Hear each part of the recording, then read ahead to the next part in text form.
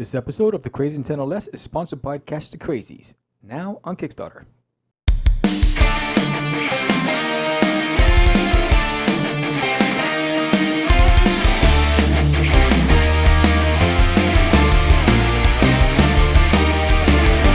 Two podcasters make a deal to make their show number one. They'll need the help of something supernatural. Be careful what you wish for, lest it come true. Catch the crazies.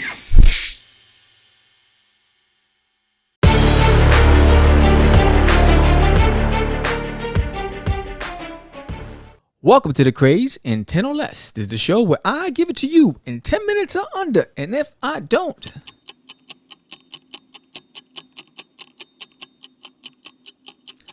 I didn't. So, in the age of ComicCon, in the age of COVID, what do you need to think about to be successful at the event? What precautions do you need to take? We're going to talk about all that. That's the topic of the day. I'm Sam, the Crazy Man Vera. Stop acting up. Let's get it.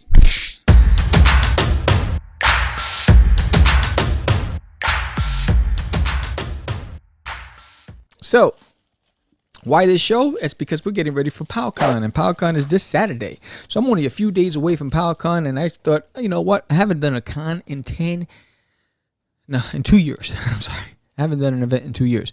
2 years, that's a long time. It's been a long time. I should have left you without a dope beat. Anyway, so I had to think about, what do I need for this event? One, this is a local event. PowCon is in Wayne, New Jersey, which is about 14 miles from where I live, so which is pretty cool. So there are some things that I will do that's a little different than when I would be traveling out of state, right? So let's talk about it. So let's start with safety. What should you have? Now, PowCon said that they're going to have hand sanitizing stations at the entrance, and they're going to be doing temperature checks as you come in, right? And social distancing, 6 feet apart, and the capacity has been reduced by 50%. I don't know if that's changed. I know that's what we learned a couple months back when we signed up to do PowCon. That may have changed because of the vaccines. I don't know. But anyway, even though that they're going to have those things, you might want to have some hand sanitizers for yourself at your station just to be safe. And your mask. I know I'm wearing a mask. So take that out of the equation. Now, let's think about the consumer. Some people are a little more sensitive to what's going on than others. Some people might have get vaccinated and they might be a little more liberal. But me, what I'm doing is I'm going to have one sample of each book available for the consumer to peruse through. Everything else will be bagged and boarded. So if you're going to buy something, you can look at the sample, and then you'll get it from me in a sleeve, protected sleeve, or whatever. So it's already taken care of. Even a book this size. So I have a book, this is ARG, and it's a short story that I wrote. It's about 60 pages, all text. I also have sleeve for this that will go right in there as well. So think about the stuff you're going to need. So make sure all my stuff's going to be bagged and boarded before. So my inventory is going to be there. All I have to do is take it out, and there's going to be tabs separating each title. So I do a lot of sketch card commissions, so I'll have all my plastic sleeves in there. So one of the things you want to consider from supply standpoint is, what's your table going to look like? So now I'm sharing a table with George the Dreamer Medina, my co-host on Catch the Craze podcast. So with that in mind, I had to think about space. So I have this 4-tier tabletop book display. So it can hold about, I think it's 4, 8, 12 or more books. So George has 2 titles. He has Wonder Duck and he has Rush 5377. So I want to put this display in the center of the table. George is at one end, I'm at another end, so that way he can display his pinups and all his other stuff, but all the books will be centered so that you as the consumer, you'll see the entire inventory right in the middle of the table. Now on my end, now you think about it. So we take about 2 feet of space down the center. It's a 6-foot table. So then now George and I have 2 additional feet free for our other stuff. So now I travel with this. This is my sketch card holder. So this holds about 100 sketch cards in here, right? So I'll be doing a lot of commissioned sketch cards. But I'll be filling that up. There'll be about 50 pre-loaded sketch cards that I've been working on for the past couple of weeks for this event, with a lot of the iconic characters. It's already there. So I'll have that on a table that, if for those original art buffs and sketch card collectors, they could just go through and say, you know what, I want that character, I want that character, I want that character, and it's easy peasy. And they might not see something there, and they say, hey, can you draw me this? And that's even fine. That's when I'll have the additional supply. So I'll have about a pack of 100 blank sketch cards with me, and I'll have about maybe 50 of these available, because I doubt I'll do 100 during that time, but I'll have 50 sleeves available. You want to make sure you have enough pencils if you're an artist. Again, this is for the artists out there. So what I normally do is I take the disposable big pencils. These are really cool to go with. The erases are awesome. And so I usually have a stack of these, and this is what I carry. I have my pencils, my Sharpies, my erasers, my sharpeners if I'm using another pencil. If I'm using a mechanical pencil, then I have the rotating sharpener with that. So you want to make sure you have all your supplies. The worst thing that's going to happen if you're an artist, you run out of lead, and now you're trying to wait for the artist at the other table to lend you a pencil. Be prepared, because everyone's there, especially the artists. They're there to rock on and burn out commissions and make some dough. No one wants to stop and say, yeah, sure, here, buddy. So be prepared. Make sure you have your Sharpies. People want signatures. You're ready to rock that out as well. Do an inventory before you go. So I know I have 4 titles, right? I have Forbidden, Cosmic Wars, There's an Alien in My Toilet, and Catch the Crazies. So with those 4 titles, I want to make sure that I have enough inventory. So now this is not a big event. It's probably going to have a few thousand people. So if I get 4% of that crowd, it's a good day for me, good weekend. So I'm going to have about 25 copies of each book, right? That's a safe bet. Now in the car, in the parking, I would have maybe another 25. In the event that I sell out of a specific issue or a title, I can go and re-up and have the inventory right there. So that's the backup. But for the show itself, about 25. Other things to consider is check your equipment. So like if you have a banner, make sure you have all the parts for the banner stand. We made the mistake once. We went to San Diego ComicCon and we lost the part. I didn't check when we were back in the East Coast to check to see if all the parts were in there. We just assumed that when we packed from the last event that everything was there, but one of the pieces was not. So we had to go and find duct tape and do all this MacGyver stuff to try to make it work. It was obnoxious, and it took a lot of time away from what we needed to do, and it raised our blood pressure. It was not fun. So I know I have a banner, and I have which is about 6 feet by 5 feet or 4 feet, and I have a banner stand. So one of the things was I went, double checked everything, put it in the bag, and I've already put it in my trunk of the car, even though the event's this weekend. So that's already off my plate, and I have a checklist. Banner, done.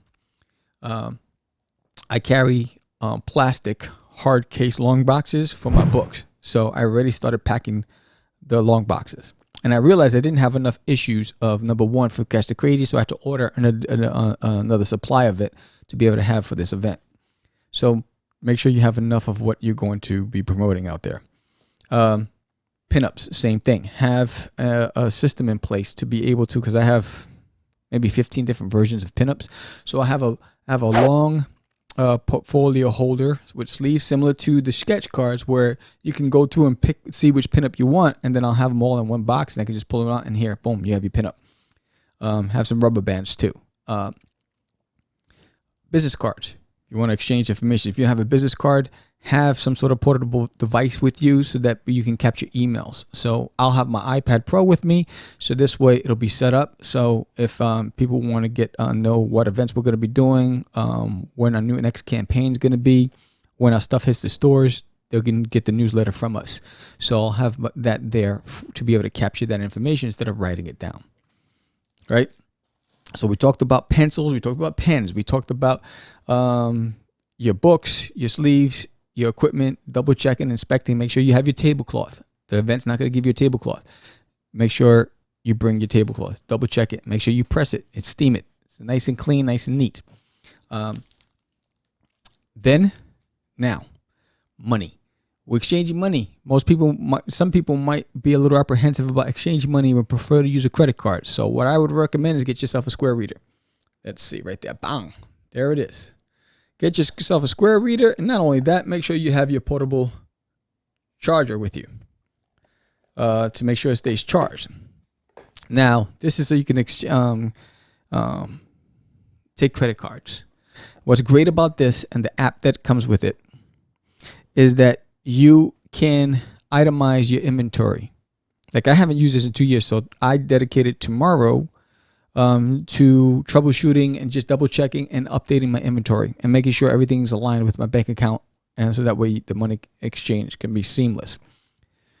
So what's great about it is that, like, for instance, I have 4 titles, 4 different comic books, but I also have several issues. Like, for instance, there's name in my toilet. I have 5 issues of that, issues 1 through 5.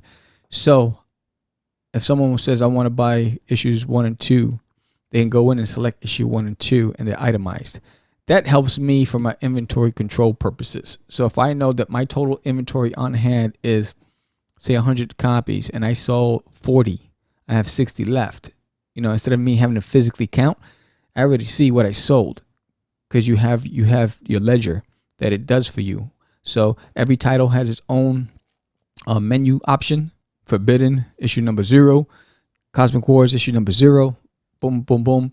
Pinups, the cost. So all I have to do is on my iPad is, which ones you're buying. Boom, boom, boom, boom, boom. They swipe. Done.